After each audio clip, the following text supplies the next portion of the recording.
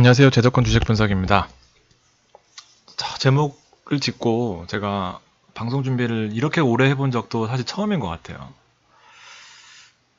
좀 무슨 말씀을 드려야 될지 많이 고민을 하다가 결국에는 버티자. 버티자가 정답인지는 잘 모르겠지만 일단 제 방송을 보시거나 아니면 현금화를 그렇게 하라고 말씀드려도 사실 현금화하기가 쉬운 건 아니기 때문에 어떻게든 내 포지션이 들어가 있을 거고 그 포지션들을 보면서 사실 힘이 많이 빠지실 것 같은데 음, 사실은 저도 사실 당황스러워요.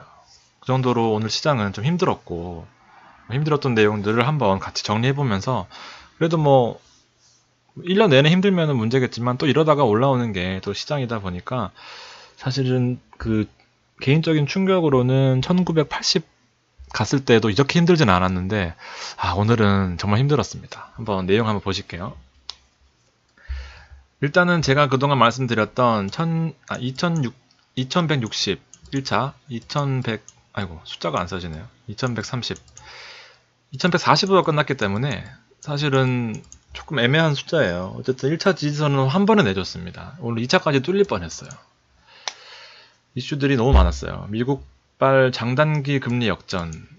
이 사실 그렇게 중요한 내용인가 싶은데도 뭐 시장은 영향을 많이 받았으니까 어쨌든 이 내용이 가장 큰 이슈라고 볼 수 있겠고요. 이 내용을 틈타서 외국인과 기관은 동반 순매도를 했고 어저께 말씀드렸던 대로 일단은 IT 전기전자는 오늘 완전 망했습니다.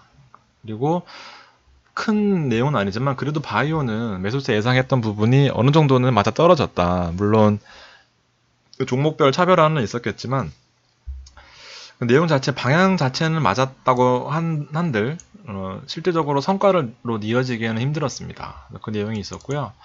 바이오 이외에는 업종 불문하고 전부 다 하락세를 보였고 300개 채 안 되는 상승이고 종목으로는 1700개가 하락했으니까 사실은 뭐 한두 개에서 크게 오르지 않는 이상 오늘 전체적으로 포트폴리오에서는 마이너스가 났을 수밖에 없는 그런 구조였을 것 같습니다. 저도 오늘 개인적으로 손실을 많이 봤어요. 그러니까 손실이 사실 문제가 아니라 뒤에가 더 큰 문제입니다. 글로벌 증시가 너무 불안해요. 현금화를 하고 그냥 방송을 접었었어야 되는데 개인적으로는 좀 많이 쉬었어야 되는데 또 종목을 또 고르고 하다 보니까 아마 저 때문에 피해 보신 분들도 꽤 계실 것 같아요. 근데 뒤에 말씀드리겠지만 종목은 분명히 올라와요. 제가 한 가지 또 뒤에 예를 들어 드릴게요. 글로벌 증시가 불안한 내용은 중국이 2%대 마지막에 조금 올라오긴 했지만 일본도 3%대 하락. 한국은 뭐 약간은 지지선을 하회했지만 정말 약한 모습을 보여줬어요. 오늘. 자, 장단기 금리차 역전이 가장 큰 이슈고요. 뭐 이거는 금방 회복되겠죠. 아무래도. 이런 부분을 미국이 뭐 계속해서 금리를 올리지 않으면서 단기 금리를 안정화시키려고 하고 있기 때문에 사실 미국 정권에 있어서도 이 부분은 부담이라서 금방 회복될 겁니다. 문제는 이 악재가 한꺼번에 터지다 보니까 기댈 언덕이 없어요. 미중 무역 협상 내용도 진전이 없고 있을 수도 없고 어제 말씀드렸다시피 최소한 4월 말 그리고 5월 어떤 증권사에는 6월까지도 보고 있습니다. 그 기간 동안 계속해서 엎치락 뒤치락 하겠죠. 트럼프 특유의 그 밀당 방식으로. 그리고 신흥국의 불안설이 계속해서 지속되고 있습니다. 자금이 계속 유출된다는 보고서가 있어요. 그리고 코스피는 실적 자체를 지난 연도 대비 10% 하락을 했었는데 추가적으로 플러스 알파까지도 하락할 수 있다는 내용이 계속해서 나오고 있습니다. 게다가 짜증나는 북한 이슈. 이건 제가 진짜 마음 먹고 쓴 문구예요. 정말 짜증납니다. 이 문구가. 이 문구가 아니라 이 북한 이슈가. 안 그래도 힘든데 자꾸 옆에서 잽을 날리고 있어요. 오늘 또 3일 만에 다시 개성공단 저기 연락사무소 다시 뭐 출근한다는 내용이 또 보도가 되던데 진짜 화납니다. 정말 이 이슈는. 아무튼 거의 대부분은 방송 보시는 분들은 거의 대부분 국내 주식만 투자하실 거기 때문에 답답한 다른 포트폴리오 분산을 할 수 없어서 아마 좀 이슈가 있을 것 같고요. 오늘 밤 독일 지표 발표가 있다고는 하지만 사실 크게 영향을 주기는 힘들다 이렇게 볼 수 있습니다. 제가 여기다가 항상 이제 기대 언덕이나 뭐 앞으로 어떤 이슈들을 써놓는데 오늘은 좋은 내용이 사실 없었어요. 그래서 진짜 지금이라도 현금화를 해야 되나라는 부분. 저는 현금 많이 들고 있어요. 근데 현금을 들고 있던 거를 오늘 잘못 들어가서 사실 좀 물린 부분이 있습니다. 하여튼 이런 부분이 있었고요. 중국도 오늘 뭐 1.97%대 하락을 했지만 사실은 미미해요. 아시아권에서 그나마 잘 버텼다 이렇게 보여지고요. 미국 S&P도 보시게 되면 2분봉인데 얼마나 큰 폭으로 하락했는지 보여지죠. 2870선에서 2810까지 내려왔습니다. 지금 현재 상황이에요. 9시 조금 넘어 10시 다 돼갑니다. 2810까지 떨어졌고 아무래도 좀 약한 모습을 보여주고 있어요. 유가 자체도 일단 위험자산이라고 분류되기 때문에 뭐 완전 하락 트렌드를 꺾였다고 보긴 힘들지만 추세가 약간 불안한 모습을 보여주고 있습니다. 유럽은 어저께 완전 큰 폭으로 하락을 했었죠. 그러니까 전반적으로 증시 상태가 좋지 않구나라는 것을 느끼셔야 될 것 같고요. 뭐 우리 잘못은 아니에요, 사실. 기분이 안 좋다 뿐이지. 코스피도 아주 큰 갭으로 하락을 했습니다. 또 아주 좋지 않은 모습이에요. 메꾸지 못한다면은 그냥 무너져 내릴 수도 있습니다.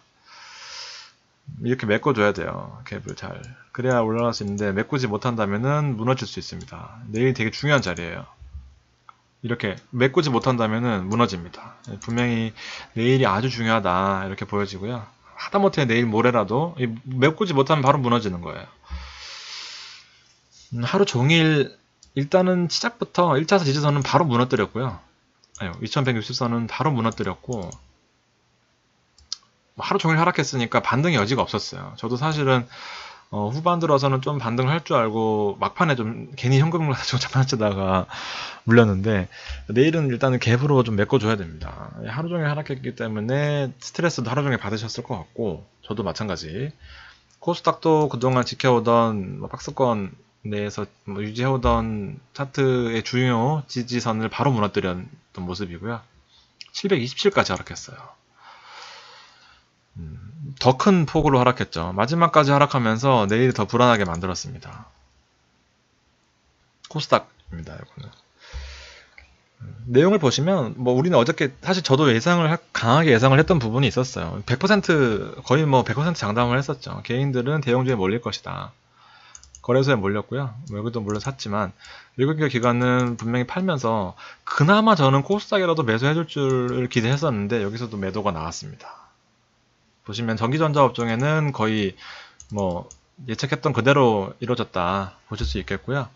예측했음에도 불구하고 매수세가 거의 의약품 쪽에 바이오 의약품 쪽에 이거 어제 거고요. 오늘 겁니다. 매수세가 너무 약하게 들어왔어요. 전반적으로 매도세가 너무 강했기 때문에 올라오는 종목은 한정적이었습니다. 업종별로 보시면 수익률이 통신업 이 기간 제가 말씀드렸죠. 이 통신업은 LG플러스, SK텔레콤은 방산주가 아니라 경기 방어주 역할을 하기 때문에 악재 때 올라가는 특성이 있어서 제가 SK랑 말씀드렸던 부분이 있는데 사실 미미했어요. 나머지 전반적으로 오른 종목이 하나도 없습니다. 오른 업종이. 그리고 특징적으로 매수세가 들어왔다거나 외국인이나 기관 쪽에 눈에 띌 만한 부분이 하나도 없습니다. 눈에 띌 만한 거 딱 하나 있어요. 어저께 예상했던 전기전자 업종에 개인 매수세 들어올 것이다. 많이 들어올 것이다.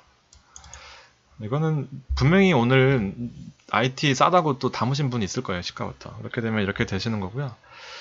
자, 진짜 제가 이 매트릭스를 보면서 이렇게 힘든 날이 또 있었나. 정말 저 종목 포트폴리오 중에 딱 하나 올랐어요. 딱 하나. 일단 전반적으로 다 빠졌고요. ST큐브, HLB, 제가 어저께 말씀드렸던 종목은 파맵신, ABL 바이오, 그다음에 신라젠, 셀트리온입니다. 근데 사실은 큰 폭으로 하락했다기 보기는 좀 그래요. 셀트리온도 받쳐주는 모습이고 신라젠도 받쳐주는 모습이라고 볼 수 있어요. 근데 삼천사는 예상대로 수급이 거의 들어오지 않았고 대형주는 거의 큰 폭으로 하락한 모습이었고요. 서비스 업종에 매수가 들어오긴 했었고 호텔신라도 오늘 버텨주지는 못했습니다. 사실 이거는 개인적으로 9만원에 다 팔고 나왔기 때문에 얘는 이제 여러분들 위해서 잠시 적어놓는 거고요. 하츠는 계속해서 올라가고 있어요. 마찬가지로 그동안의 재미를 보여줬던 종목들은 대부분 하락을 했고 NC소프트가 괜찮았었고, ABL 바이오가 진짜 3% 넘게 올라주면서 사실 제가 그나마 희망을 가지면서 막판에 일로 몰리는구나 수급이 하면서 막판에 좀 큰 매수세를 제가 매수를 좀 했어요. 근데 여기서 막판에 좀 물렸습니다. 이렇게 올라가다가 이렇게 빠졌어요. 좀 너무 제가 시장을 과신한 부분이 있었습니다. 정리해놓고 보니까 보이더라고요. 이게 너무 또 내일도 불안한데 라는 생각이 자꾸 들어서 방송하는데 오래 걸렸습니다. KB금융은 외국인 매도세가 오늘 너무 많이 나왔어요. 그래서 차트가 사실 무너졌을 때 조금 과감하게 손절을 했었어야 되지 않나 생각이 들지만, 그래도 아직까지는 감내할 만한 수준이고 장 자체가 빠지고 있기 때문에 일단 판단은 조금 보류하도록 하겠습니다. 금양선 TNS는 이제 거의 매수 구간에 왔어요. 제가 그저께 추천드렸던 종목인 것 같은데, 분명히 저는 명성 TNS가 올라갈 것이라고 보고 있습니다. 나머지 IT 뭐 볼 거 없이 다 빠졌어요. 기관이 매도한 종목을 볼게요. 매수세는 뭐 크게 의미가 없어서 보시면 대형주 다 있습니다. 시가총액 상위 대형주 다 있어요. 포스코캠트, 현대차, LG, 삼성, 아모레퍼시픽, 모비스, HLB, 네이버. 전반적으로 투매죠. 사실 이 정도면. 외국인 매도도 마찬가지입니다. 삼성전자, SK 하이닉스 뭐 매도 엄청나고요. 전기, 전자 우선주, 그다음에 KB금융이 이게 좀 악재라고 보여집니다. 한국전력도 그렇고. 전반적으로 뭐 다 대부분 아주 큰 폭으로 하락을 했기 때문에 좀 민망해요. 그렇지만 제가 가지고 이거 아마 제가 2월 22일 날 딱 방송을 했더라고요. 이때 보면 사실 한창 많이 올랐고, 셀리드도 많이 올랐고, 파라다이스는 뭐 고만고만하고 이것도 많이 올랐죠. UTI라는 종목을 그때 말씀을 드렸었어요. 그래서 저는 사실 되게 조금 가지고 있는데 2월 22일 요때 급등하고 나서 말씀드렸고, 요 급락하고 이렇게, 이건 자랑하려고 하는 게 아니라 포트폴리오에 이렇게 담아두면은 사실은 이런 게 한두 개가 종목을 방을 해주는 거거든요. 그러니까 그 어떤 방송을 보시면 포트폴리오를 뭐 2개, 3개로 해서 몰빵을 해라, 많아지면 힘들다 라고는 하는데, 사실 이렇게 하는 게 제일 좋아요. 제가 따로 특집을 마련할 거긴 한데, 단타 아니면은 뭐 단기 짧게 가시는 종목들을 포트폴리오 비중을 담아 놓으시고 중장기로 가시는 것들도 반드시 있어야 돼요. 그 중에 명성 TNS가, 저는 그 명성 TNS랑 YG 플러스, 저는 사실은 이제쯤은 거의 올라올 거라고 보고 있어요. YG 플러스, 명성 TNS, 그다음에 SL 이런 것들은 약간 단기 성향은 아니거든요. 그리고 제가 말씀드렸던 종목들, 뭐 휠라코리아나 뭐 그런 종목들은 단기로 가는 종목들은 아니기 때문에, 제가 말씀드린 단기는 이제 바이오나 IT, 전기전자, 그다음에 뭐 통신, 분명히 시장에서 눈치를 챌 수 있는 그런 종목들은 단기로 가시는 게 좋고요. 일단 뭐 눈치껏 하셔야 되는 부분들이 있긴 합니다. 셀트리온도 사실은 19만원 1차, 18만원 2차로 지지선, 매수 구간으로 보고 있습니다. 저는 더 하락할 것 같지는 않아요. 늘 문제가 되는 게 셀트리온과 셀트리온 헬스케어의 그 매출 채권 관계 문제거든요. 셀트리온이 매출이 많이 난 것처럼 보이지만 결과적으로 셀트리온 헬스케어가 이 영업이익이 많이 나고 매출액이 많이 증가했음에도 불구하고 결과적으로 재고 자산이 이렇게 많이 있는 거예요. 그러니까는 이 셀트리온은 결과적으로 허상일 뿐인 거죠. 이 매출 채권을 셀트리온 헬스케어에 넘겨놓고 재고는 여기 떨렁이 있는데 매출이 많이 나오고 영업이익이 많이 난 것처럼 보이는 이 회계 처리 문제가 늘 발목을 잡는 거죠, 사실. 그래서 이 셀트리온 헬스케어의 이 재고 처리 문제가 지금 조금씩 해소되고 있다고 하니까, 저는 개인적으로는 요 문제만 해결이 되면 뭐 원가 이슈나 뭐 그런 경쟁력 이슈는 이미 다 시장에 반영이 되어 있기 때문에, 이 회계 처리 부분이 최근에 아무래도 이슈이기 때문에 이 외국인들이나 투자하는 입장에서는 이 부분이 가장 큰 걸림돌이 될 수 있어요. 언제 터질지 모르기 때문에. 그럼에도 단기적으로 터질 것 같지는 않기 때문에 이 내용을 저는 긍정적으로 보고 있습니다. 싸잖아요. 18만원대면은. 그리고 오늘 저를 힘들게 했던 ABL 바이오. 근데 뭐 정말 안 좋은 차트 모양이죠. 영망치. 근데 뭐 내일 좀 지켜봐야 될 것 같습니다. 제가 추천해드렸으니까 책임은 꼭 지도록 하겠습니다. 계속해서 피드백을 드릴게요. 파맵신이 오늘 개인적으로는 힘들었어요. 이게 한 번 더 빠지고 60일선 근처에 왔으니까 아마 이 정도는 시장만 조금 반등해주면은 추가적인 매수 물타기 또는 신규 진입이 가능한 위치가 아닌가 생각합니다. 이 되게 신뢰도가 높은 차트잖아요. 이렇게 보시면.